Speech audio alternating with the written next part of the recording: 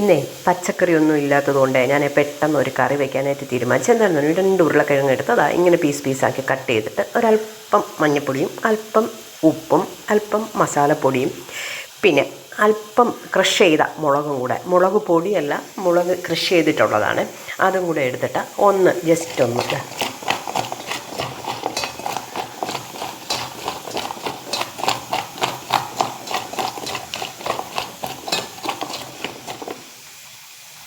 ഒന്ന് വിരകിയെടുത്തിട്ടുണ്ട്.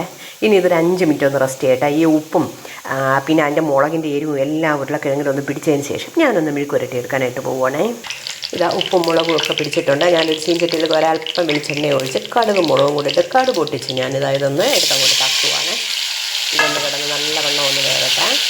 ഇതാ ഉരുളക്കിഴങ്ങ് എല്ലാം റെഡി ആയിട്ടുണ്ട്. ഞാനൊന്ന് പാത്രത്തിലോട്ടൊന്ന് മാറ്റട്ടെ. ഇതാ ഇന്നത്തെ മെഴുക്ക് പുരട്ടി റെഡി ആയിട്ടുണ്ട്. ഇത് മാത്രം മതി നമുക്ക് ഒരു പാത്രം ചോറുണ്ണാനായിട്ട്. ഇതും കുറച്ച് തൈരും കൂടെ ഉണ്ടെങ്കിൽ നമുക്ക് ഒരു പാത്രം ചോറുണ്ണാൻ വേണ്ടിയെങ്കിലും ഈ ഒരൊറ്റ കറി മതി. ഓക്കെ, അപ്പോൾ എല്ലാവരും ഇങ്ങനെ ഒന്ന് ഉരുളക്കിഴങ്ങ് മെഴുക്ക് പുരട്ടി നോക്കണേ.